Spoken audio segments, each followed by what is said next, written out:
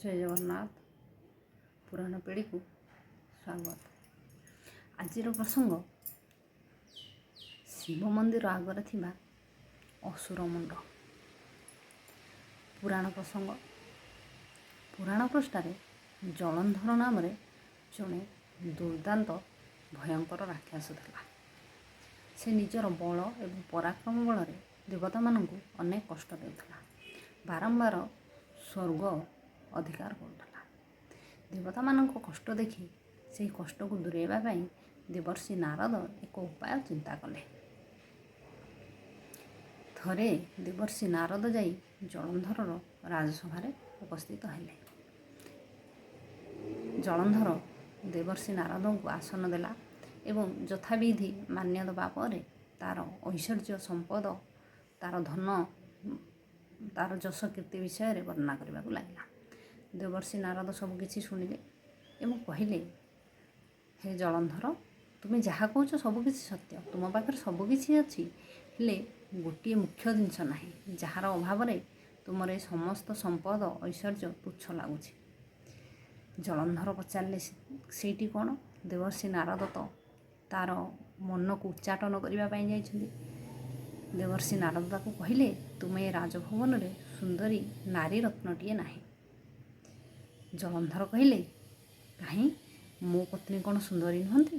ଦେବର୍ଷି ନାରଦ ଏଥର କହିଲେ, ଶିବପତ୍ନୀ ପାର୍ବତୀଙ୍କ ତୁଳନାରେ ତୁମ ଏ ରାଜଭବନରେ କୌଣସି ବି ସୁନ୍ଦରୀ ନାରୀ ନାହାନ୍ତି।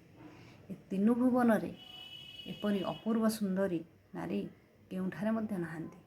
ସେ ହେଉଛନ୍ତି ଶିବପତ୍ନୀ ପାର୍ବତୀ, ଯିଏକି ଅନିନ୍ଦ୍ୟ ସୁନ୍ଦରୀ, ଯିଏ ତୁମର ରାଣୀ ହେବା ପାଇଁ ଯୋଗ୍ୟା। ଏତିକି କହିଦେଇ ଜଳନ୍ଧର ମନରେ ଉଚ୍ଚାଟନ ସୃଷ୍ଟି କରାଇ ଦେବର୍ଷି ସେଠାରୁ ଚାଲିଗଲେ। ଜଳନ୍ଧର ମା ପାର୍ବତୀଙ୍କୁ ପତ୍ନୀ ରୂପରେ ପାଇବା ପାଇଁ ନିଜର ଦୂତ ରାହୁକୁ ପଠାଇଲା। ସେ ରାହୁ ହାତରେ ମା ପାର୍ବତୀଙ୍କୁ ପାଇବା ପାଇଁ ଏକ ପତ୍ର ଲେଖି ଭଗବାନ ଶିବଙ୍କ ପାଖକୁ ପଠାଇଲା। ରାହୁ ଯାଇ ଭଗବାନ ଶିବଙ୍କ ଆଗରେ ଜଳନ୍ଧରର ସନ୍ଦେଶ ଦେଲା। ଏ କଥା ଶୁଣିବା ପରେ ଭଗବାନ ଶିବଶଙ୍କର ଭୀଷଣ ଭାବରେ, ଭୟଙ୍କର ଭାବରେ ରାଗିଗଲେ। ତାଙ୍କ କ୍ରୋଧରୁ ଏକ ଅସୁର ସୃଷ୍ଟି ହେଲା। ଯେଉଁ ଅସୁର ରାହୁକୁ ଗ୍ରାସ କରିବା ପାଇଁ ବା ମାରିବା ପାଇଁ ଗୋଡ଼ାଇଲା। ରାହୁ ଅନ୍ୟ କୌଣସି ଉପାୟ ନ ପାଇ ଭଗବାନ ଶିବଶଙ୍କରଙ୍କ ଶରଣାପନ୍ନ ହେଲା ଏବଂ କହିଲା, ହେ ଭଗବାନ, ଆପଣ ମୋତେ କ୍ଷମା କରନ୍ତୁ। ମୁଁ ହେଉଛି ଭୃତ୍ୟ ବା ଚାକର। ମୋର ବା କ'ଣ ଦୋଷ? ମୋ ସ୍ୱାମୀ ମୋତେ ଯାହା କହିଲେ ମୁଁ ଦୂତ ହିସାବରେ ସେ କଥା ଆପଣଙ୍କ ପାଖରେ ପ୍ରକାଶ କଲି। ଏମିତିରେ ଦୂତ ତ ଅବଧ୍ୟ। ଭଗବାନ ଶିବଶଙ୍କର ତ ଆଶୁତୋଷ, ସେ ରାହୁକୁ କ୍ଷମା କରିଦେଲେ।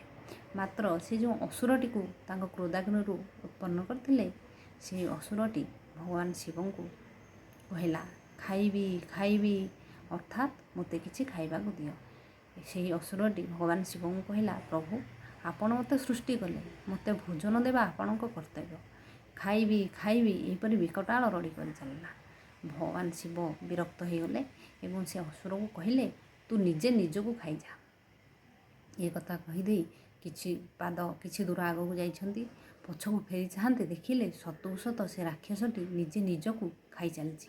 ସେ ତାର ହାତ ଗୋଡ଼ ତଳ ଆଡ଼ୁ ଖାଇ ଖାଇ ଆସି କେବଳ ମାତ୍ର ମୁହଁଟି ବାକି ଥାଏ, ବାକି ସବୁ ଖାଇ ଦେଇଥାଏ। ଏ କଥା ଦେଖି ଭଗବାନ ଶିବ ତାକୁ କହିଲେ, ରହିଯାଅ ରହିଯାଅ।